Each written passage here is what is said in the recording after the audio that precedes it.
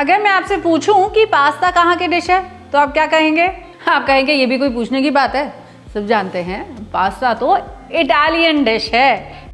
लेकिन अगर मैं आपको ये बताऊं कि हमारे हिंदुस्तान में भी ऐसी बहुत सारी ओरिजिनल डिशेस हैं जो बिल्कुल पास्ता के जैसी होती हैं, तो कैसा? जैसे कि लद्दाख का स्क्यू या थेंटुक, दार्जिलिंग की कौड़ी, यूपी का दाल का दूल्हा, गुजरात की ढोकली, महाराष्ट्र के सिंगोले या फिर केरला का इडियप्पम। तो भाई लिस्ट एंडलेस है और आज इन्हीं में से 3 इंडियन ओरिजिनल पास्तास मैं आपको सिखाने जा रही हूँ।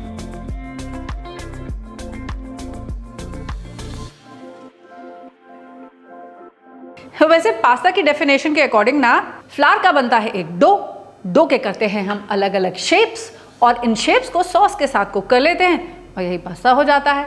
और बस आज यही हम भी करेंगे। वैसे आज की रेसिपी को देखकर अगर आपको लगे कि आपके रीजन में भी कुछ सिमिलर डिशेस बनती हैं तो कमेंट करके हम सबको ज़रूर बताइएगा ताकि हम भी उनका मज़ा ले सकें। चलिए फिर शुरू करते हैं।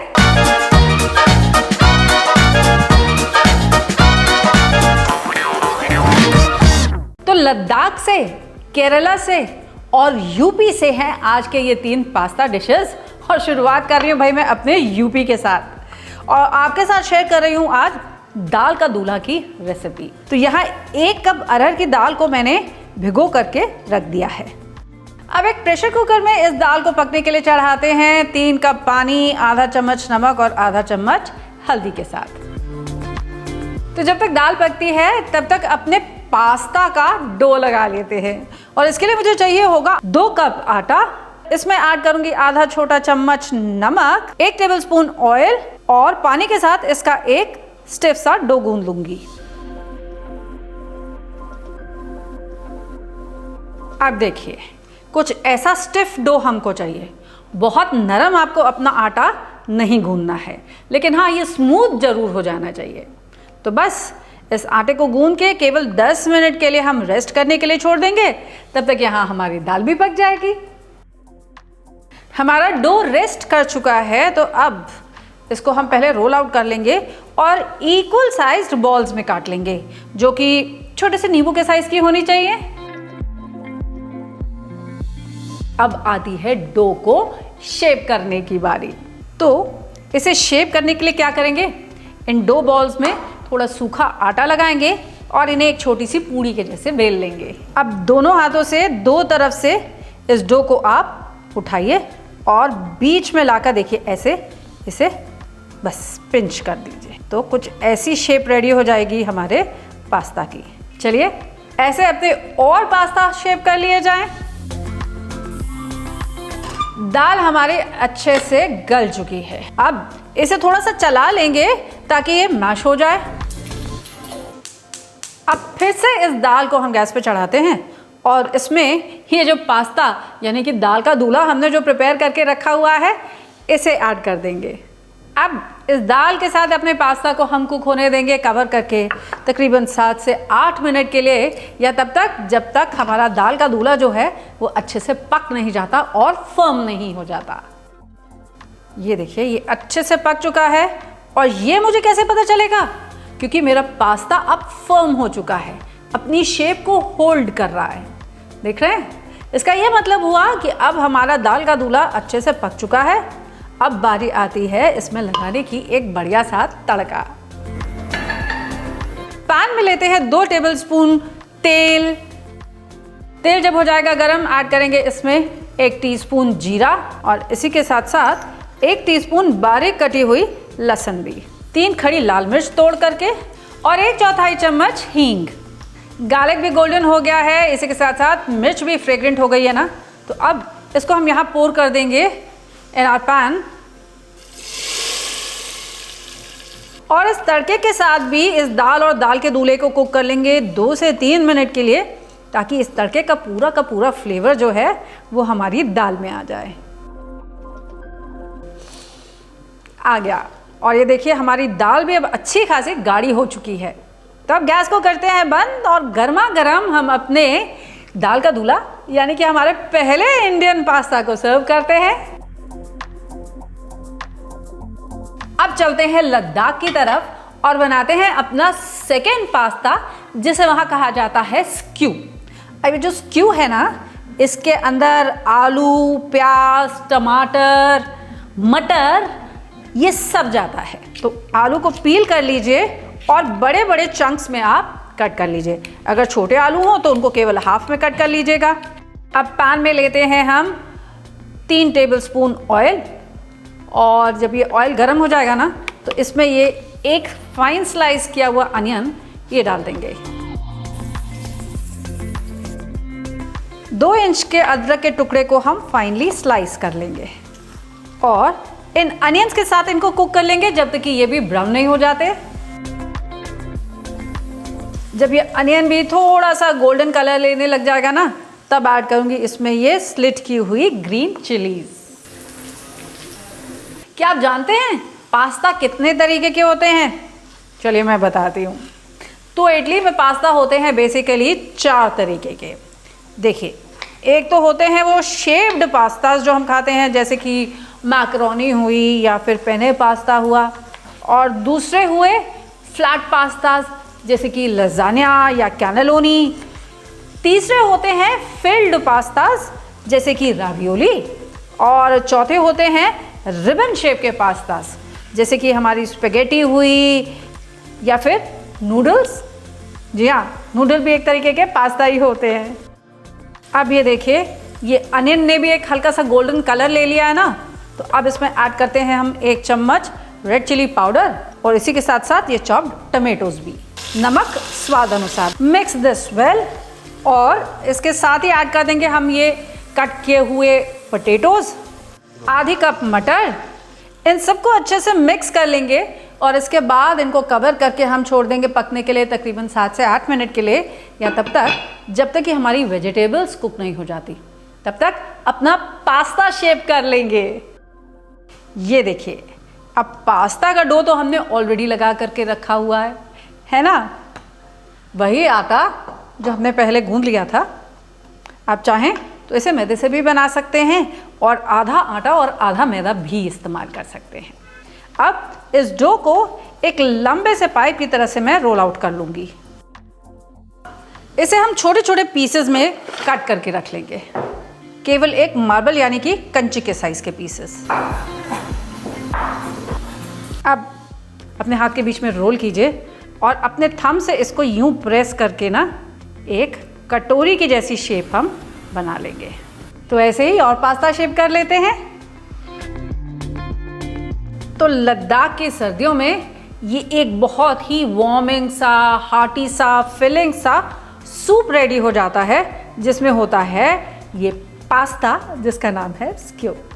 तो ये देखिए, हमने अपने सारे पास्ता को भी शेप करके रख लिया है और इसी के साथ साथ हमारी वेजिटेबल भी यहाँ पर पक चुकी हैं। अब ऐड करने जा रही हूँ मैं इसमें 1 कप दूध। अब जानते क्या होगा, ये दूध ना टमाटर की खटाई के साथ थोड़ा सा फटेगा और चीज़ लाइक हो जाएगा। इसी के साथ ऐड करूँगी इसमें ये शेप किए हुए स्क्यूज़ और इनको भी कुक कर लूँगी जब तक ये स्क्यूज जो है अच्छे से पक नहीं जाते, फर्म नहीं हो जाते। अब थोड़ा सा हरा धनिया लेते हैं जो मैंने यहाँ पर सजा करके रखा हुआ है और इसको कोर्सली हम चॉप कर लेंगे, बहुत फाइन चॉप नहीं करेंगे। इसे मिलाइए अपने स्क्यू में और गर्मा गर्म स्क्यू को परोसिए।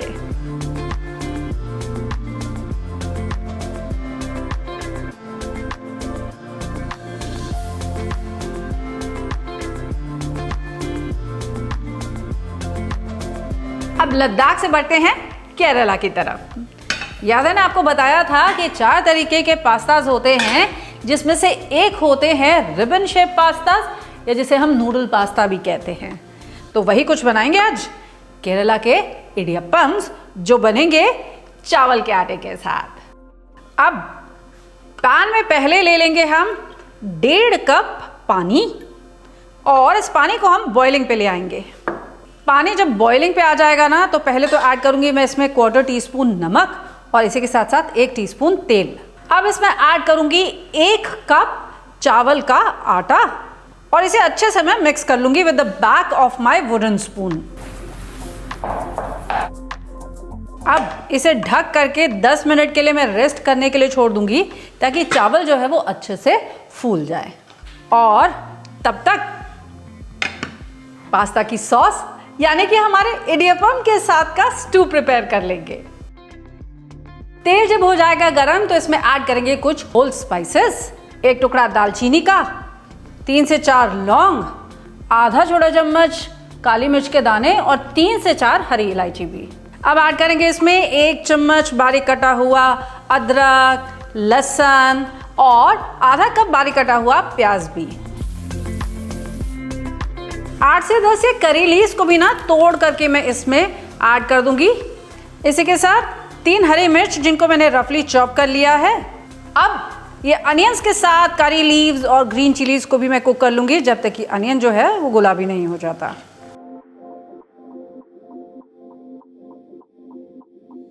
अब ऐड करते हैं हम इसमें अपनी वेजिटेबल्स, बीन्स, आलू, गाजर और मटर, और इन्हें मैंने देखिए ऐसे बड़े बड़े चंक्स में कट कर लिया है।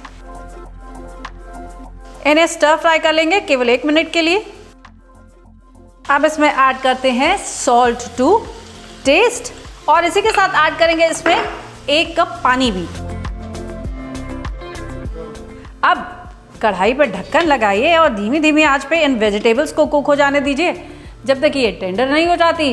और तब तक ये जो चावल का आटा अब फूल चुका है and you can easily handle it with your hands as well. इसे निकालते हैं अब अपने स्लैब पे और स्लैब को थोड़ा सा पहले हम ऑयल के साथ ग्रीस कर लेंगे। अब ये राइस फ्लावर को आप निकालिए अपने स्लैब पर और इसे कम से कम 3 से 4 मिनट के लिए हम नीड कर लेंगे जब तक कि इसका एक soft and smooth dough ready नहीं हो जाता। तो ये देखिए एक स्मूथ डो हमारा रेडी हो गया। अब बारी आती है इससे अपने पास्ता यानी कि नूडल्स बनाने की, और उसके लिए मुझे चाहिए होगा एक सेव प्रेस। अपनी सेव प्रेस पे लगाया है हमने ये सेव वाला प्लेट जिससे बनेंगे हमारे इडियप्पम्स। अब अपने सेव प्रेस को अंदर से हल्का सा आप ग्रीस कर लीजिए ऑयल के साथ और आधा डो मैं इसमें रोल करके लगा दे रही हूँ। डन। अब ट्रेडिशनली इन इडियप्पम्स को ना शेप किया जाता है बनाना लीफ यानी कि केले के पत्ते पर। आप चाहे तो किसी ग्रीस कटोरी में भी ये काम कर सकते हैं। अक्सर आपने नोटिस किया होगा कि जब आप बनाना लीफ को कट करने जाते हैं अलग अलग शेप्स में तो क्या होता है, बनाना लीफ क्रैक कर जाती है और ये अपनी लाइंस के साथ साथ इस तरीके से कटने या फटने लग जाती है। तो एक बहुत इजी सा उपाय है to prevent this from cracking up, और वो ये कि आप इसे हल्का सा गैस पे पहले सेक लीजिए, जस्ट लाइक दिस। ऐसा करने से ये बनाना लीफ सॉफ्ट हो जाएगी और कट करते वक्त ये क्रैक नहीं करेगी।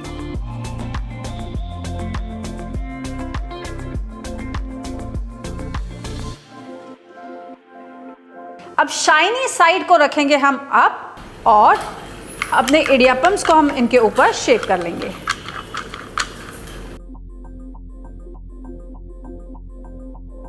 अब इन इडियप्पम्स को लेते हैं अपने स्टीमर प्लेट पे और इनको स्टीम कर लेंगे तकरीबन 5 से 6 मिनट के लिए, बस इससे ज़्यादा नहीं।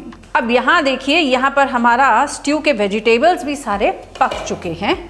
अब इसमें ऐड करेंगे हम अपना नेक्स्ट एंड फाइनल इंग्रेडिएंट जो देगा हमारे स्टू को एक बहुत ही डिलिशियस सा फ्लेवर, और वो है कोकोनट मिल्क। अब केवल 2 मिनट के लिए इस कोकोनट मिल्क के साथ इस स्टू को आप और पका लीजिए। ज़्यादा मत पकाइएगा, नहीं तो कोकोनट मिल्क के स्प्लिट होने के चांसेस रहेंगे।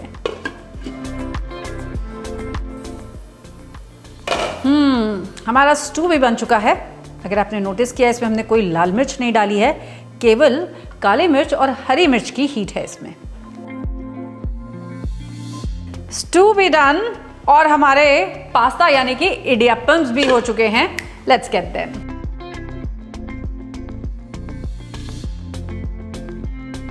लीजिए हो गए तैयार हमारे हिंदुस्तान के रीजनल पास्ताज, एक नहीं 3 अलग अलग वैरायटी के। लद्दाख से, केरला से और मेरे यूपी से भी। अब आप भी इन तीनों पास्तास को घर में ज़रूर ट्राई कीजिएगा और मुझे ज़रूर बताइएगा कि आपका फेवरेट इनमें से कौन सा था।